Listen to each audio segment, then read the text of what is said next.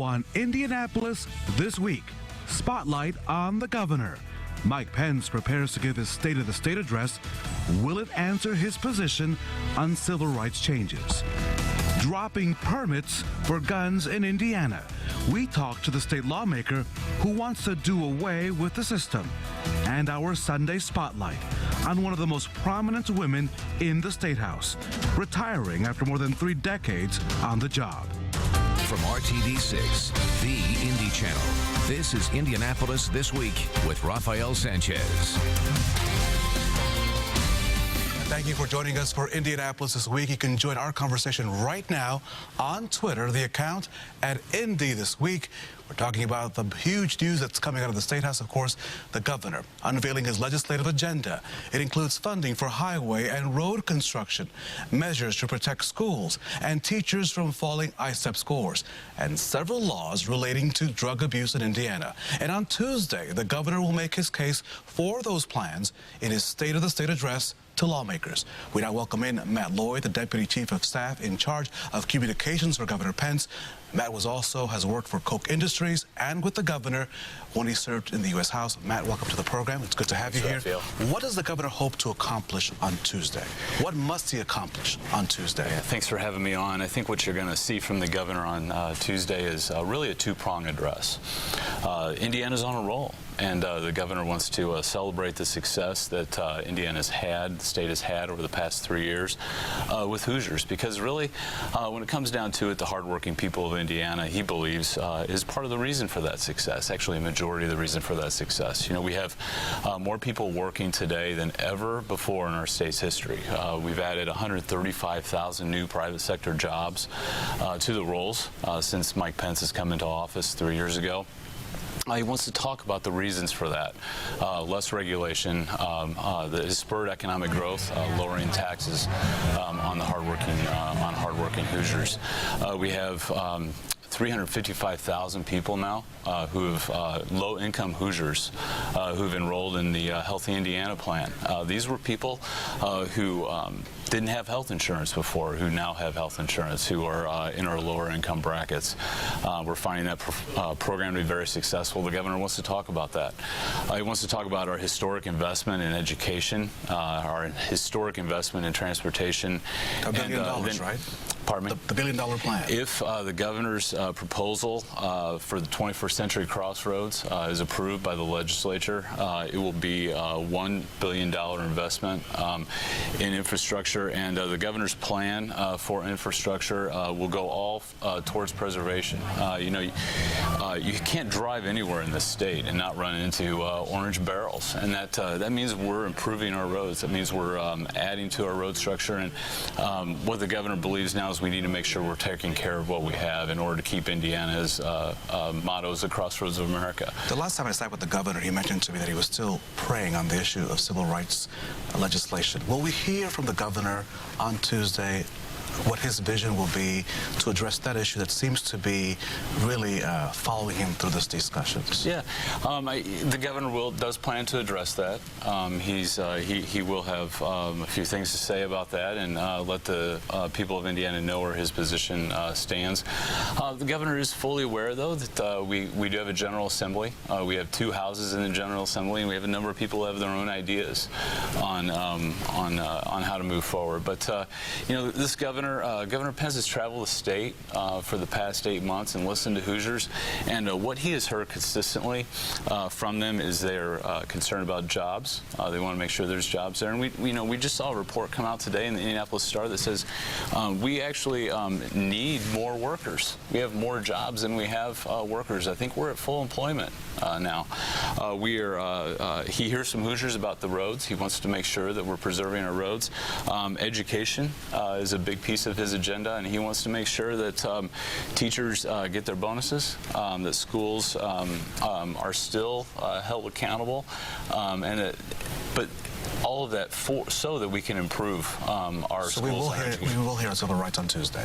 Yes, you will. Okay. Yeah. The other big issue, of course, is guns. And President Obama, during his town hall meeting on Thursday night, as you may have heard on CNN, laying out part of the blame for Chicago's gun violence epidemic on the state of Indiana. Listen in. Oftentimes, the NRA will point to that as an example and say, see, these things don't work. Well, the problem is that about 30–40% of those guns are coming from Indiana across the border, where there are much laxer laws.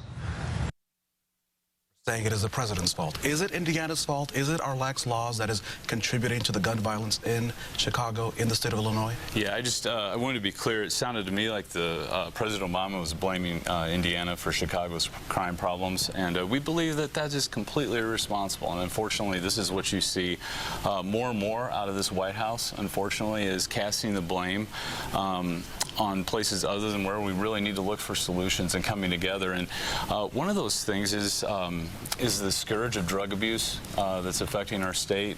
Look, guns aren't the reason people are killed. It's the person behind the gun. And what we're finding is mental health issues, drug issues are causing a lot of these deaths. And that's why this Governor Pence proposed this fall a new mental health hospital in Indianapolis be built. And this is going to serve as a flagship for mental health facilities across the state. 1,500 new beds for people, not only treating things like Alzheimer's, but sure. You know, half our jail cells, half of our prison cells are. One of the biggest complaints of the sheriffs is that they have too many mental health patients. That's right, and our jails and our prisons aren't equipped to deal with it. And Governor Pence has spent time in living rooms with moms who've lost loved ones for this issue. This is an issue that is so important to Governor Pence, and we're partnering with great people in our General Assembly like Senator Jim Merritt. Half of Governor Pence's agenda is to address the scourge of drug abuse that's affecting and that hospital, by the way, will open in 2018, Community East Hospital. Matt Lloyd, thank you so much. We look forward to the speech on Tuesday. Thank you. We appreciate your time. We'll have full coverage of the State of the State Tuesday at 7. Then at 8, I'll be live with our political insiders to talk about the speech, the elections, and the State of the Union with the president. You can watch that on the RTV6 app and on HTSN. It all leads to President Obama's address live at 9 p.m. right here on RTV6. Let's talk more about the debate over guns. On the same day the president announced new executive actions on gun control, we learned that one state lawmaker wants to get rid of Indiana's law requiring a permit to carry a gun in the state. Our Katie Hines with State Representative Jim Lucas. Representative Lucas, thank you for a few minutes of your time this morning. We wanted to talk to you about your first proposal. That proposal would repeal the state law requiring a license in order to carry a handgun in Indiana. Why do this?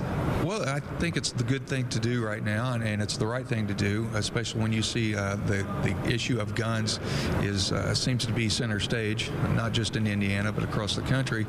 And based on current Indiana law, as long as you're not prohibited from carrying a firearm, like a convicted felon or convicted of a domestic abuse or battery, you can carry a firearm. And it doesn't make sense to me that the state of Indiana criminalizes lawful carry right now.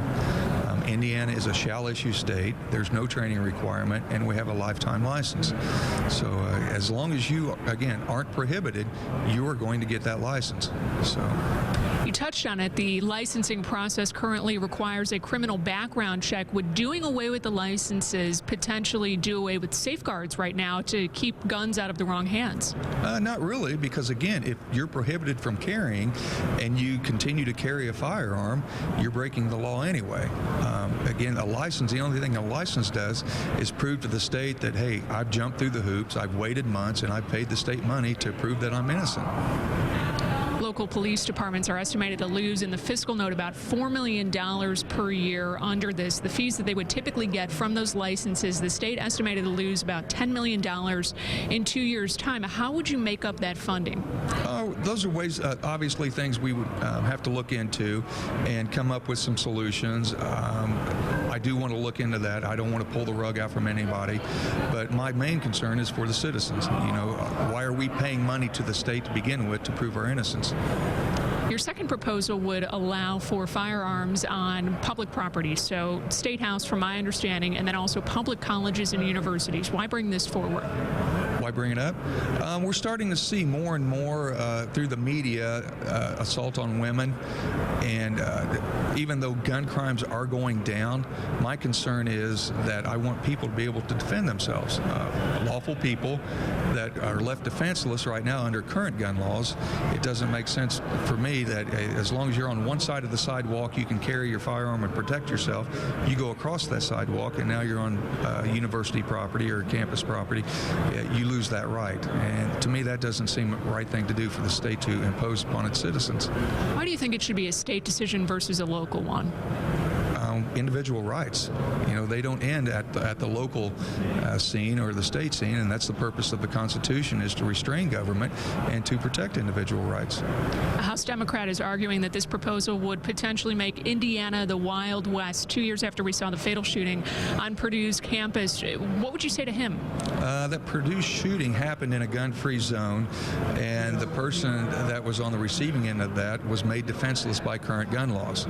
You know, that person wasn't able to defend themselves, and we see how that turned out. As far as the fear-mongering that we're hearing about so consistently from those that are opposed to opening up the freedoms of individuals, you know, several other states have this legislation, and we're simply not seeing that. And plus the fact that the FBI is showing that gun homicides are greatly decreasing, which actually they've gone down by over 50% in the last 20 years. Are you confident these bills will both get a hearing here at the State House? There is no guarantee. There is no guarantee. The only thing I can do as a legislator is to listen to my constituents, present good legislation, and work the process. Representative Lucas, thank you for your time. Oh, it's my pleasure. Thank you. Now, Katie, thank you. Coming up, the new battle lines in the fight over civil rights protections for the LGBT community in Indiana, and a new proposal that's drawing criticism. Our insiders talk about that and much more next. You're watching Indianapolis This Week on RTV6. Welcome back to Indianapolis This Week. Our insiders are ready to talk. Welcome back to the program.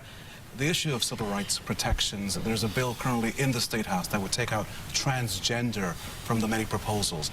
Is this going to fly, and does this issue need to be put to rest as soon as possible? It should have been put to rest. It's not going to be, and that proposal is one reason why. You have other bills out there. The governor has yet to lay out his vision for how the state should handle this issue. He supposedly will do this in the state of the state, but the clock is ticking, and it shows no signs of being resolved anytime soon. There are several bills out there, a lot of different opinions and different proposals, and it just shows that there really is no consensus right now, and so I don't know what we can expect to come together over the next few weeks. This is a problem when there's no gubernatorial leadership on an issue and you allow legislators to come in with their various viewpoints. The governor has been missing in action. He needs to say his position, and we do need to put this issue to rest. It's very simple. The solution is very simple. 4 words and a comma, and we're done. And this issue is off the agenda, and we can start talking about roads. And I'm told that the governor, we just heard from Matt Lloyd, he will talk about the issue on Tuesday when he delivers the state of the state. What does the governor have to accomplish in that address? We heard from Matt saying that he's going to list all his accomplishments regarding the economy and jobs. But what else must he communicate to Hoosiers on Tuesday night? I think he's got to communicate that he cares as much about Indiana issues as he has shown an interest in federal issues. So. And I think he has a compelling case on that and on a variety of things with obviously record number of employment, economic development, fiscal responsibility, transportation funding. He has a long list of accomplishments to share with folks and also to talk about priorities for this year and beyond. And I would bet that Dan Parker will say to the contrary. Well, I would. You know, I think he has to show that he is more of a leader than he is a partisan and an ideological figure. This is his first statewide audience since the debacle on This Week with George Stephanopoulos, and he really needs to show that he actually has a grasp and a vision for what the next 4 years would be for him. But I actually think that this might be his last State of the State. Does John Gregg start campaigning after Tuesday, after he hears what the governor lays out for Indiana for the next year or years? You think he hasn't been campaigning already? He's been strangely silent. I mean, we have not seen much from John Gregg's campaign. Does he reemerge for months? after he hears his speech? Well, first of all, we just came off a municipal election, so you're not going to be laying out policy proposals during a municipal election. Candidates were raising money. The legislative session is going on where he does not have a vote. So, you know, that campaign starts when the session is over with for John Gregg. it's Mike Pence's turn first. He is the governor, and he has not had a compelling case to make. I think John Gregg is afraid of making a mistake, and He's not afraid to make a mistake. They're banking on trying to just run a campaign against the governor because apparently they don't have a compelling case to make for John Gregg because they haven't been making one. He's been in this race for months and months, and people couldn't tell you one thing he stands for. He has been going around, but yeah, it's been fundraising and building Democrat support and making some Democrats who were uncomfortable with him 4 years ago happier this time around. Right. But you're right. I think it's not enough to be running against Mike Pence. He also has to be laying out what John Gregg would do as governor, and we'll see that, I guess, whether he does These speeches are always billed as the best ever. Every governor of the nation says they're delivering the best speech ever. Will anyone be listening? I mean, is there really an appetite for the speech? You know, I used to wonder that when I'd be sitting there writing stories and tweeting out, is anybody listening? I think that governors get one shot at it, and people will remember it if they blow it. And if they do a decent job, nobody's going to really pay attention. I think it sets the stage, and you at least get big highlights that people will hear about, whether they watch the speech or whether they read the news or watch the news after the fact. But I think it's important. The important thing for Mike Pence is he has to show a vision, but he's going to be judged on what happens at the end of this session. What passes? Yes. You know, do we have civil rights for LGBT folks? Do we have a road plan? You know, those are the things that are going to be important, and I would be remiss if I didn't say happy belated birthday to Jen. Thank you, Dan. Happy birthday. Happy 30th birthday, Jen. That's very belated. Several years past due. Have a great Sunday. We appreciate the insiders every weekend. She's been a voice in state government for more than 3 decades, and now Senator Pat Miller, ready to retire from the General Assembly. She's our Sunday Spotlight next on Indianapolis This Week on RTV6. Remind you again that we have full coverage of the State of the State Tuesday at 7. And then at 8, I'll be live with our political insiders to talk about the speech, the elections, and the State of the Union. You can watch that on the RTV6 app and on HTSN.